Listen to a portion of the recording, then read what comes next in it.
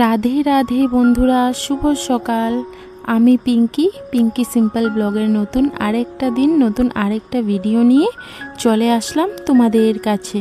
কেমন আছো তোমরা সবাই? আশা করি যেখান থেকেই দেখছো আমার এই ব্লগটা রাধারানীর কৃপায় বেশ ভালোই আছো।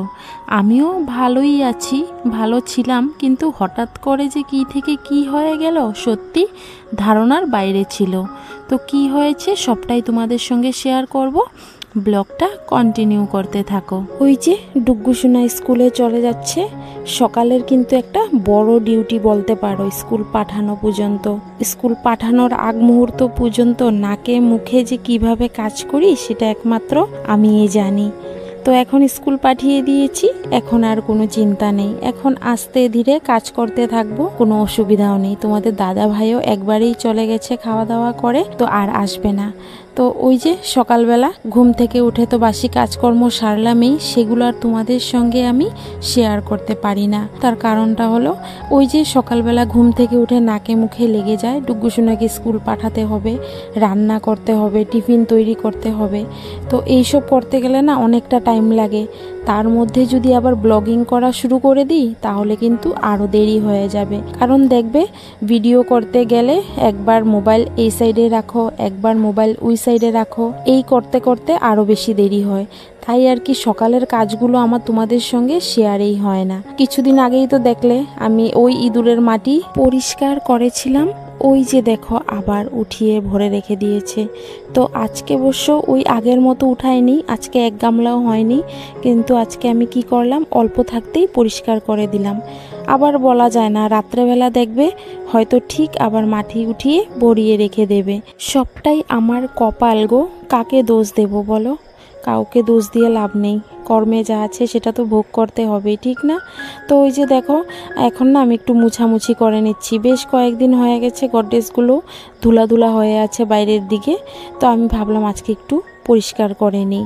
আর এদিকে আজকে বিছনার চাদরটা উঠিয়ে নিলাম, বালিশের কাভারগুলোও বের করে নিলাম, একটু নোংরা হয়েছে, ভাবলাম ধুয়ে দিই। যেহেতু দিনের অবস্থাটাও ভালোই দেখলাম, পুরো রৌদ্র আছে, মানে প্রচুর গরম দিয়েছে।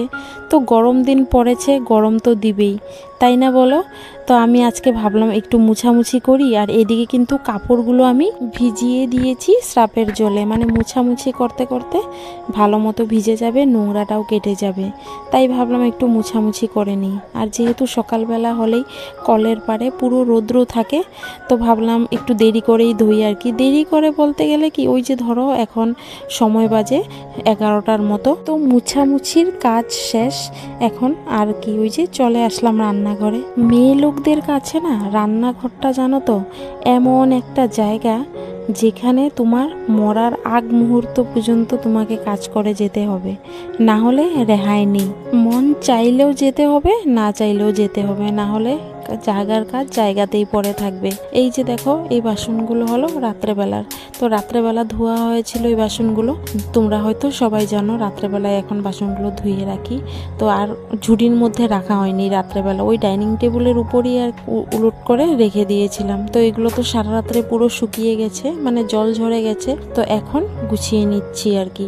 আর সকালের কিছু বাসন হয়েছে, সেগুলো এখনো ধোয়া হয়নি, ওই যে রৌদ্রটা যাওয়ার অপেক্ষায় আছে আর কি। রৌদ্রটা গেলে পরেই ওই সকালের বাসনগুলো ধুয়ে নেব। রৌদ্রটা যেতে যেতে ধরো 11:30টার মতো বেজে যায় কলের পাড় থেকে, তারপরেই আর কি কলের পাড়ে কাজ করতে পারি, না হলে একবারে খুব সকালে কাজ করা যায়। তো এখন রৌদ্রটাও চলে গেল, ওই যে বাসন কয়টাও ছিল ধুয়ে নিলাম। আর এই যে বালিশের কাভারগুলো যেগুলো আমি সকালবেলা খুলেছিলাম, তোমরা হয়তো নিশ্চয়ই দেখেছো, সেগুলো ধুয়ে নিয়েছি।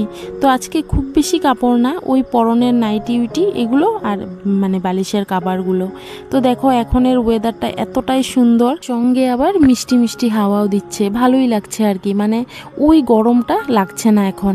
তো আমি ওই যে স্নান করে এখন চলে আসলাম। দেখো দেখতে দেখতে যে কোথার থেকে কি হয়ে যায় কেউ কিন্তু কোনো দিনই বলতে পারবে না, তাই না বলো? এখনের এত সুন্দর একটা ওয়েদার ছিল, এত সুন্দর, মানে কি বলবো, মানে খুব ভালো লাগছিল আর কি ওয়েদারটা। আর হঠাৎ করে দেখো যেমন একটা কালা করে নিল আকাশটা, আমি দেখে না ভয় পেয়ে গেলাম। ওই যে দেখো কি অবস্থা হয়ে আছে, মানে দেখতে দেখতে তুমি বুঝতেও পারবে না হঠাৎ করে যে কি হয়ে যাবে।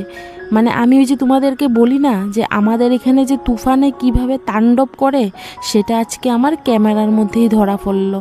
তোমরা নিজেরাই দেখে নাও, দেখলেই বুঝতে পারবে। আমি নিজেও কিন্তু এখন ভয় পেয়ে যাচ্ছি, দেখতে থাকো।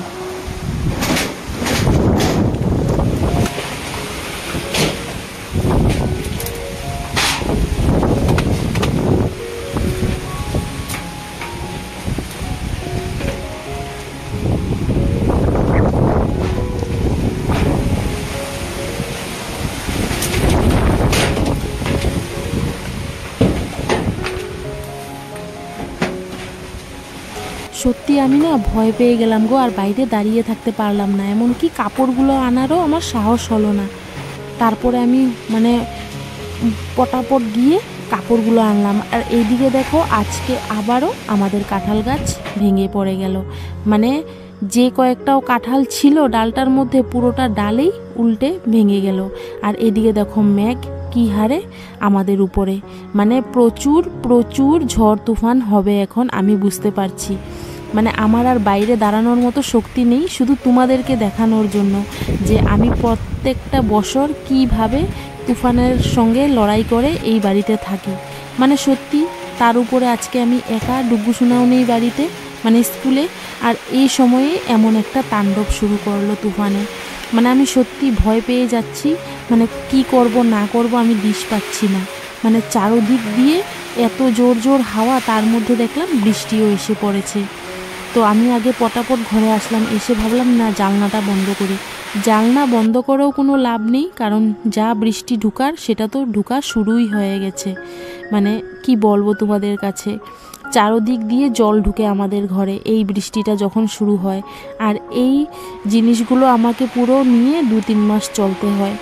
আমার ভালো লাগে না জানো তো। এই যে দেখো বৃষ্টির অবস্থা।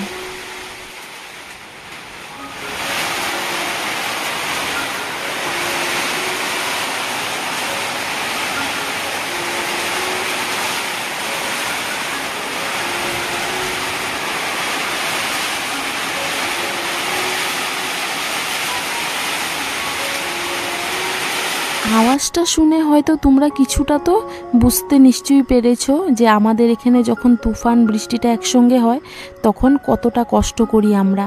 আজকে কিন্তু এই বছরের প্রথম তুফান আমাদের ঘরে। মানে এমনভাবে তুফান দিয়েছে, সারা ঘরের বাউন্ডারি খুলে গেছে, এমনকি বাইরের বাউন্ডারিগুলোও দেখলাম খুলে পড়ে গেছে, মানে বাঁশগুলো আর কি, মনে পুরো ঢিলা হয়ে গেছে। এদিকে দেখো চারোদিক দিয়ে কিন্তু ঘরের মধ্যে জল ঢুকছে, মানে বিছানা টিছানা কোনো জায়গা বাকি নেই। এমনকি আমার রান্নাঘরটাও তোমাদেরকে দেখাই, তোমরা তখনই হয়তো বিশ্বাস করবে। দেখো এই মাত্র জল ঢোকা শুরু হয়েছে। মানে এটা কিন্তু শুধু বৃষ্টির জল, এমনিতে যে জল উঠে সেটা নয়। ওই যে বৃষ্টি পড়বে, তুফান দিবে, চারোদিক দিয়ে হাওয়া দিবে, আর এইভাবে জল ঢুকবে। মানে চারোদিক দিয়ে জল ঢুকে, মানে কোন দিকে ধরবো কোন দিকে আটকাবো সেটা একদম সম্ভবেরই কথা না। তো কি আর করা যায়, এটা নিয়েই থাকি প্রত্যেকটা বছর। আর আশা করি যদি একদিন একটু পাকা ঘর তৈরি করতে পারি তাহলে হয়তো এই কষ্টটা আমাকে এতটা করতে হবে না। সত্যি জানো বন্ধুরা, আমার না ভীষণ দুঃখ লাগে, কারণ আমি না এত কিছু যে ফেস করতে হবে আমার বিয়ের পর আমি লাইফেও ভাবিনি। এই যে দেখো এই দিক দিয়েও আমাদের শোয়ার রুমে কিভাবে জল ঢুকলো। তো যাই হোক, তুফান বৃষ্টি দেওয়ার পর হঠাৎ করে দেখো দিনটাও আবার সুন্দর করে নিল। ডুগ্গু সোনার ঠিক ছুটি হওয়ার টাইমটাই মানে বৃষ্টি তুফানটা কমে গেল। তো আমি ওই ভগবানকেই ডাকতেছিলাম যাতে তুফানটা কমে যায়, যাতে ডুগ্গু সোনাকে গিয়ে আমি স্কুল থেকে আনতে পারি। তো গিয়ে আনলাম আর কি স্কুল থেকে। আর এই যে এখন হলো বিকেলবেলা, বিকেল বাজে 4টার মতো। তোমাদের দাদাভাই আসলো, এসে ভাত খাওয়া দাওয়া করলো। আজকাল রান্না বাড়া তোমাদের সঙ্গে শেয়ার করিনি, সেটার আর ক্ষমতা হয়নি গো। রান্না বাড়াও করেছি কি বলো তো, ডাইল আর আলু সিদ্ধ। কারণ ওই 12টার থেকে যে তুফান শুরু হয়েছিল পুরো 2:30টা পর্যন্ত তুফানটা ছিল। তো কিভাবে যে আমি এতটুক সময় মানে নিজের সঙ্গে একা একা ঘরটার মধ্যে কাটিয়েছি সেটা একমাত্র আমি জানি। তারপরে তুফানটাও শেষ হলো, ডুগ্গু সোনাকেও গিয়ে স্কুল থেকে আনলাম। আর এদিকে এই যে আমাদের কাঁঠাল গাছের এই অবস্থা, শেষমেশ মানে কাঁঠাল গাছটা পুরোটাই নষ্ট হয়ে গেছে। আমাদের কিছু করারও উপায় নেই, ভগবানের যা ইচ্ছা আর কি। ভগবান যা করে সব ভালোর জন্যই করে, সেটা তো আমরা সবাই জানি, তাই না? মানে কাঁঠালগুলো দেখে না মায়া লাগলো আর কি, যে এতগুলো কাঁঠাল এইভাবেই নষ্ট হলো। এখন আর কি করব দেখা যাক, হয়তো কিছু দোকানে দিয়ে দেব আর কিছু আশেপাশে দিয়ে দেব। পুরো 18টা কাঁঠাল, আর এই যে দেখো ছোটো ছোটো কাঁঠাল তো কতগুলো আছেই। আর তারপরে দেখো সন্ধ্যার পর এই অবস্থা ঘরের ভিতর দেখো কত ভয়ানক সাপ ঢুকলো। ডুগ্গু সোনা মানে একটুতে বাঁচলো আর কি পাড়া দেওয়ার থেকে, একদম দুয়ারটার মধ্যে শুয়েছিল। ডুগ্গু সোনা লাফ মেরে আসলো, ওই সামনের রুমে পড়াশোনা করতেছিল, বলল মা সাপ সাপ। আমি তো দেখে অবাক হয়ে গেলাম। আর এই যে ছেলে আমার বিছানায় উঠে বসলো, আজকে যদি ঘরটা আমার পাকা থাকতো হয়তো এই সাপটা ঢুকতে পারতো না ঘরের ভিতরে, জানো তো। কিন্তু দেখো এই সাপ নিয়ে সন্ধ্যার 8টার থেকে রাত্র 11টা পর্যন্ত বসেছিলাম, সাপটা আর বেরেই হচ্ছে না। এই সাপটা কি সাপ বলো তো? শঙ্কুনি সাপ, মানে খুব ভয়ানক সাপ এটা। এই যে দেখো শেষমেশ 11টা বাজে রাত্র, এখন গিয়ে বের হচ্ছে। আজকে সারাটা দিন আমি যে কিভাবে কাটিয়েছি একদম রাত্র পর্যন্ত, তোমরা হয়তো নিশ্চয়ই আমার মনের দুঃখটা বুঝতে পারছো আশা করি। তো চলো বন্ধুরা, আজকের মতো এই পর্যন্তই রইল। আর এদিকে শুধু ঠাকুরকেই ডাকছি যে ঠাকুর যাতে বেরিয়ে যায়। তো এই যে আমরা তো আর কোনো ক্ষতি করিনি, বাইল মতো যাতে বেরিয়ে পড়ে সাপটা। তো যাই হোক, বেরিয়ে পড়লো।